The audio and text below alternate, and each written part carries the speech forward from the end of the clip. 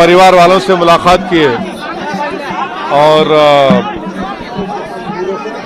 पूरे देश को ये बात जानने की ज़रूरत है कि जुनैद के 6 औलाद हैं और जुनैद का एक बड़ा भाई है जो दिमागी तवाज़ुन ठीक नहीं है, उसके 7 बच्चे, उसकी भी जिम्मेदारी जुनैद पर थी। तो एक जुनैद की हत्या से 13 बच्चे यतीम हो चुके हैं, 13 बच्चे यतीम हो चुके हैं। और ये जितना भी आप इसका कंडेम करें वो कम होगा। और अफसोस की बात यह है कि राजस्थान की जो पुलिस है और हरियाणा की पुलिस वो इन तमाम गुंडों को, क्रिमिनल्स को, टेररिस्ट को खुली छूट दे दी है कि वो आते हैं मेवात में और लोगों को मारते हैं, पीटते हैं, उनको उठाकर लेकर जाते हैं। जुनैद और नसीर को जो किडनैप किया गया था उसी वक्त गोपालगंज पुलिस स्टेशन में जाकर इत्तला दी गई, कंप्लेन दी गई। अगर वो फौरन हरकत में आते तो शायद आज वो जिंदा रहते। अभी उनके परिवार के लोग हमको बता रहे थे कि फिरोजपुर झिरका का जो सीआई है, वहाँ की जो पुलिस है, वो तो पूरा इस गैंग के साथ मिली भी है। और उनके परिवार के लोग ये भी बता रहे हैं कि जिस गैंग ने जो 6 एक्यूज जो है, जिनको एलिज एक्यूज है, एफआईआर में नाम है, वो इतना मारे जुनैद और नसीर को ले जाकर पुलिस स्टेशन में जब उनको दिए तो पुलिस ने इनकार कर दिया उनको लेने से। तो उसके बाद वहां से 170 किलोमीटर दूर ले जाकर उनकी गाड़ी, जली हुई गाड़ी और जली लाश मिली। आप बताइए कि फिर ये क्या हो रहा है हमारे देश में? आखिर कब तक बीजेपी ऐसे गैंग्स की सरपरस्ती और उनको पॉलिटिकल पैट्रोनेज देगी? कितने लोगों को आप कितने बच्चों को बेवा करेंगे, कितने बच्चों को यतीम करेंगे? आखिर रूल ऑफ लॉ कहाँ है?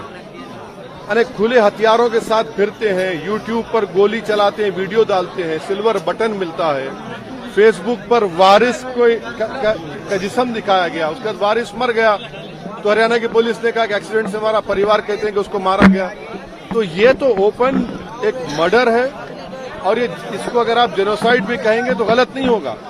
इसको रोकने का एक ही तरीका है कि हरियाणा और राजस्थान की पुलिस और यहाँ की लीडरशिप जो है, यहाँ के चीफ मिनिस्टर, हरियाणा के चीफ मिनिस्टर, इनको रोकें, इस गैंग को पकड़ें, इनको जेल में डालें। भारत में किसी को इख्तियार नहीं है कि कोई हथियार लेकर जिसको चाहे गोली मारे, जिसको चाहे पकड़े। ये विजिलेंटीज है जिसको ये विजिलेंटीज है जिनको खत्म करना जरूरी है, वरना रूल ऑफ लॉ खत्म हो जाएगा, अदालत को ताला डालना पड़ेगा, पुलिस को रिटायर करना पड़ेगा अगर नहीं रोका जाएगा तो। क्या नहीं है?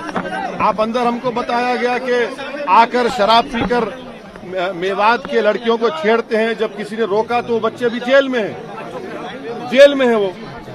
3 दिन हो चुका है, 2 स्टेट की पुलिस है, राजस्थान, हरियाणा, नहीं पकड़ सकते क्योंकि इन जालिमों को, इन टेररिस्ट को पुलिस का और पॉलिटिकल लीडरशिप का पैट्रोनेज है। जब तक सियासी लीडरशिप इनके साथ रहेगी इनको कुछ नहीं होगा। आप लिख के रख लीजिए हमारी बात। तो क्या कहा आपने? देखिए आपको फर्क दिख रहा है, मुझे कोई फर्क नहीं नजर आ रहा है। जहां पर मुसलमानों की बात आती है, जहां पर गौ रक्षक की बात आती है, सब के सब एक हो जाते हैं। अगर गोपालगंज की पुलिस को जब कंप्लेन दिया गया था वो फौरन हरकत में आते तो वो बॉर्डर क्रॉस नहीं करते, उसको रोक लिया जाता। अरे सुनिए, ये उसको पॉलिटिसाइज वही लोग कर सकते हैं जिनमें इंसानियत मर चुकी है। अगर आप इंसाफ दिलाना चाहते हैं तो इन सो कॉल्ड गौ रक्षक जहां कहीं विदेश में हैं इनको रोकिए, वरना पुलिस के जितने आप रिटायर कर दीजिए, कोर्ट्स को बंद कर दीजिए, क्या जरूरत है? इनके हवाले कर दीजिए। आप पुलिस की बात करें, मोनू मानेसर जो इसमें आरोपी है वो हरियाणा पुलिस के कई अधिकारियों के साथ मीटिंग करते हुए उसकी तस्वीरें हैं। वो जिस शख्स का आपने नाम लिया वो कासिम को 12th स्टैंडर्ड के लड़के को गोली मारता है, एफआईआर में नाम है, फिर भी नहीं पकड़ रही पुलिस उसको। जिसका आपने नाम लिया उसने वारिस को पकड़कर उसके वारिस के मुंह से खून बह रहा था, फेसबुक पर लाइव किया, उसके बाद डिलीट कर दिया।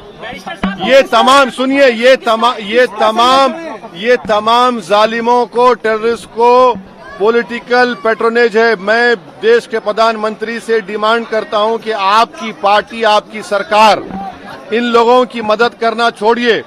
पुलिस अगर अपना काम नहीं करेगी तो फिर कौन करेगा? अगर आपकी पॉलिटिकल लीडरशिप काम नहीं करेगी तो देश तो फिर इन विजिलेंटी से चलेगा। वैसे साहब क्या लग रहा है कि पॉलिटिकल पार्टी से पॉलिटिकल एलिजी लेने की कोशिश कर रही है? भाई साहब, चाहे वो कांग्रेस हो, बीजेपी हो, वो एमआईएम हो। देखिए, इन पीड़ित परिवार का एक ही डिमांड है कि उनको सबसे पहले उनको गिरफ्तार किया जाए और एक स्पेशल कोर्ट के जरिए उन पर केस चलाया जाए और उनको सजा मिले। और चौथी बात यह है कि ये जो जुल्म हर महीने या 10 दिन में होता है, ये बंद होना चाहिए। इन मेवात के मियों पर, ये गरीब हैं, इन पर आप आकर मारते हैं। और डेटा क्या बताता है? डेटा ये बताता है कि भारत में भैंस बढ़ रही है और गाय कम हो रही है। कैसे कम हो रही है? फिर आप इनको रोकिए। ये होते कौन है कि अपने हाथ में कानून लेंगे, ये जिसको चाहे मारेंगे, जिसको चाहे मर्डर कर देंगे। मेवात के इलाके की बात है, कहीं और भी ऐसी घटनाएं बहुत सी जगहों पर, कहां नहीं हो रहा है। देखिए, पिछले चाहे पीलू खान हो, इखलाक हो, ये सब रकबर हो, कितना होगा ये? इसको सरकार को इन मिलिशियास को रोकना और सख्ती से कुचलने की जरूरत है। वरना आप कह दीजिए, सरकार कह दे कि भाई ये लोग ही पुलिस है, ये लोग ही कोर्ट है। उसके बाद देखिए क्या होता है। फिर क्या आप किस राह पर लेकर जाएंगे?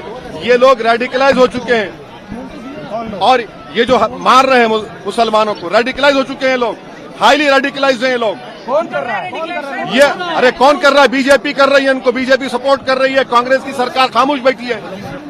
अगर कांग्रेस की सरकार वहां पर फौरन एक्शन लेती, इनको बचा लेती, रोक देती, कुछ नहीं कर रहे हैं आप। कांग्रेस तो कह रही है कि बीजेपी माहौल खराब करना चाहती है। अरे कांग्रेस, अगर बीजेपी माहौल खराब, चलिए मैं अशोक गहलोत से कह रहा हूं कि पुलिस को भिजाइए हरियाणा में, उन तमाम बदमाशों को उठाकर लेकर आइए। आप नहीं जा सकते, पुलिस नहीं जा सकती हरियाणा को। आप नहीं, जब आपने एफआईआर में नाम लिख दिया, जाइए पीटी वारंट लेकर उठा कर लाइए उनको। कौन रोक रहा है आपको? उनको अरे वो चुनाव की बात नहीं है। नहीं, ये चुनाव की बात नहीं है। नहीं, ये चुनाव की बात नहीं है। ये चुनाव की बात नहीं है, ये इंसानों की जान की बात है।